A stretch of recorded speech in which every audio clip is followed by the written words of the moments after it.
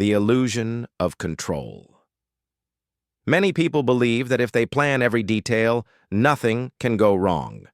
Yet, the harder they try to grip life, the more it slips away, like water escaping through tightly closed hands.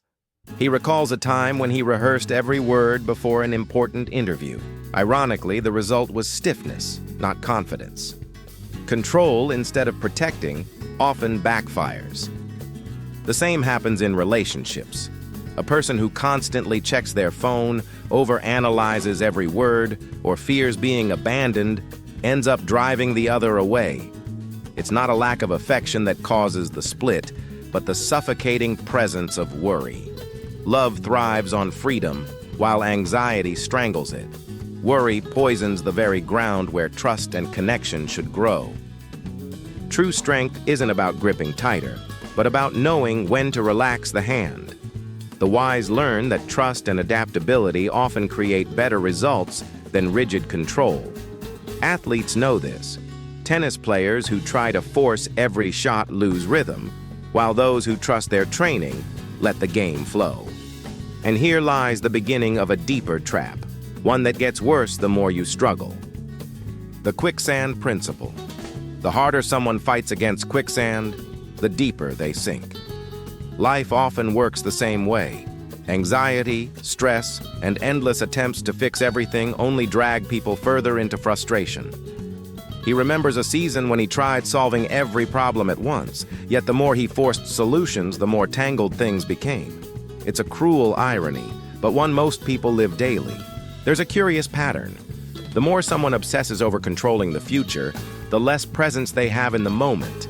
Imagine a chess player so focused on predicting 20 moves ahead that he misses the obvious move right in front of him. That's what overplanning does. It blinds the person to opportunities that unfold naturally when space is left for flow. Think of relationships. When someone clings too tightly, afraid of losing the other, what happens? The partner feels suffocated and pulls away, just like quicksand pulling down the desperate. It's not rejection of love, but rejection of pressure.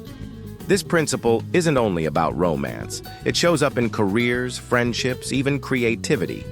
Pressure born from fear makes everything collapse. What changes the game is counterintuitive. Instead of frantic movement, one must learn to pause, breathe, and float.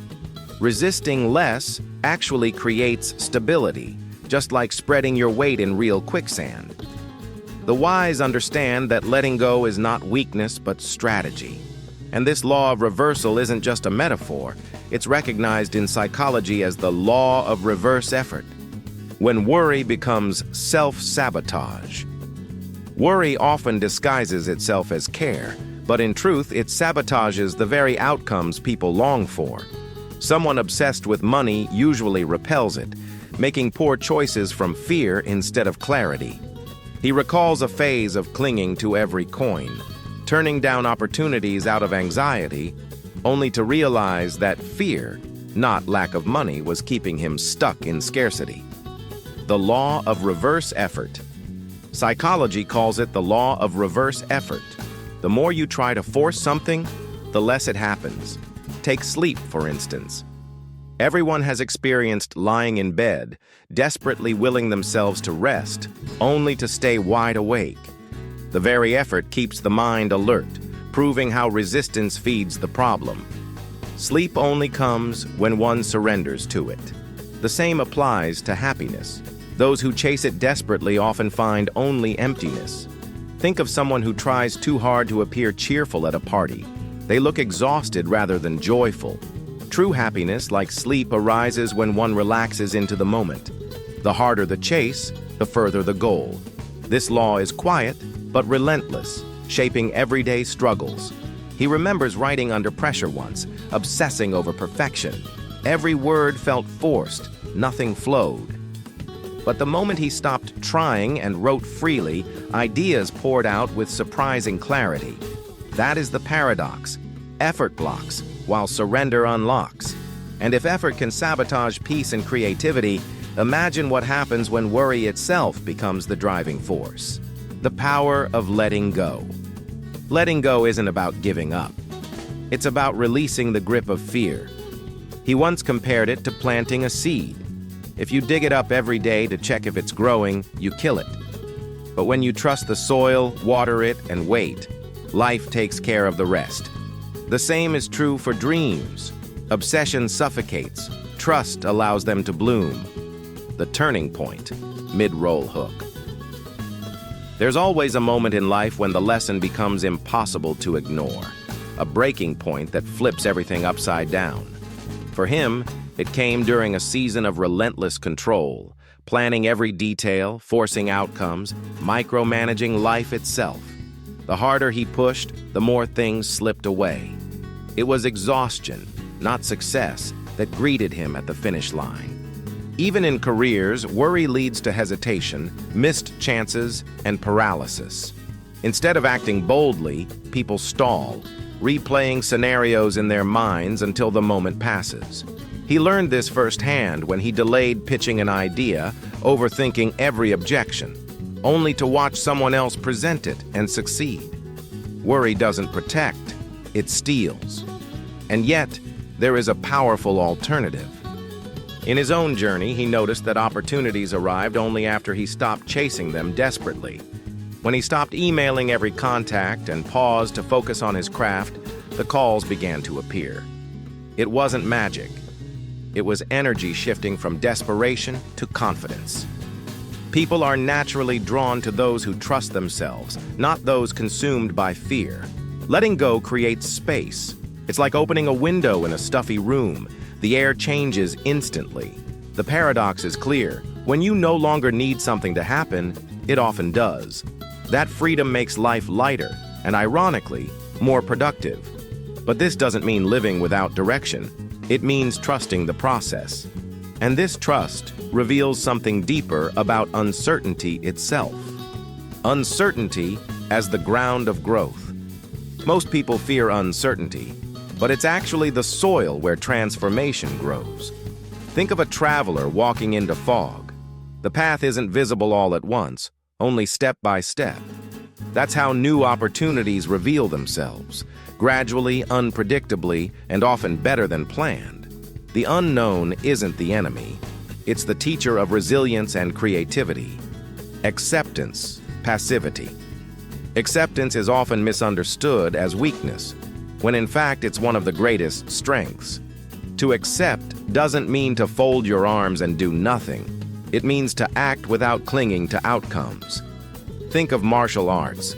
The fighter doesn't resist every move with brute force, but flows with the opponent's energy, turning it in his favor. That's acceptance in action. He remembers standing at a crossroads in his career, unsure which road to take. At first, the uncertainty felt terrifying. No guarantees, no safety nets. But it was precisely that discomfort that forced him to grow.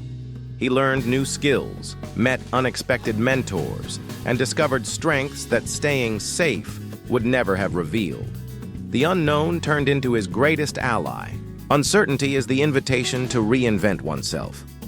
A business collapsing can become the start of a better venture, just as a broken relationship can open doors to deeper love. The old self resists, but the new self is born in the unknown. And once this is embraced, a person understands that acceptance doesn't mean passivity. It means moving with life instead of against it. He once faced a failed project that left him frustrated. Instead of insisting that it should have worked, he chose acceptance, not resignation, but clarity. He studied what went wrong, adapted, and redirected his energy into a better path. That decision brought more progress than months of stubborn resistance ever could. Acceptance revealed options, resistance had hidden. Passivity is driven by fear, while acceptance is born of wisdom. When one accepts, they don't stop moving. They move lighter, unburdened by the illusion of control. This mindset doesn't shrink possibilities, it multiplies them. And often, it's in the moment of surrender that life presents the real turning points, the kind that can shift everything in a single instant. The turning point, mid-roll hook.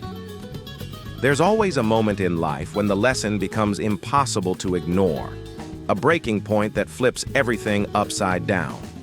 For him, it came during a season of relentless control, planning every detail, forcing outcomes, micromanaging life itself. The harder he pushed, the more things slipped away. It was exhaustion, not success, that greeted him at the finish line. Then came the shift. In a critical situation, a career decision that could define years ahead, he simply let go. No overthinking, no endless scenarios, no desperate grasping. He trusted the process, stepped forward, and to his surprise, the doors he had been fighting to open swung wide with ease. That single act of surrender was more powerful than months of worry. That's when the realization landed like lightning. Life doesn't reward control, it rewards trust. The paradox became undeniable. The less he tried to grip, the more naturally things aligned. This turning point wasn't just a decision. It was a reprogramming of how he approached existence. And from that moment on, every experience carried a new question. What happens when I stop gripping so tightly? So the paradox stands clear. The less you worry, the more life flows. It's not about abandoning responsibility, it's about dropping the unnecessary weight of control. Like quicksand, like sleepless nights, like seeds that grow only when left alone. Life responds when we trust it. The truth is, uncertainty isn't the enemy. It's the very soil where transformation takes root. Think about it. How many moments have you wasted tightening your grip only to realize later that letting go would have opened the door faster? What are you still holding too tightly? Your career, your relationships, your sense of security? And isn't it possible that what feels like weakness is actually the strength you've been searching for all along? Now it's your turn. Apply this knowledge. Experiment with letting go in just one area of your life this week and see what unfolds. And tell me, what are you gripping too hard right now? Drop it in the comments, because your story might inspire someone else. Don't forget to subscribe and hit the bell so you don't miss the next lesson that could change the way you see life forever.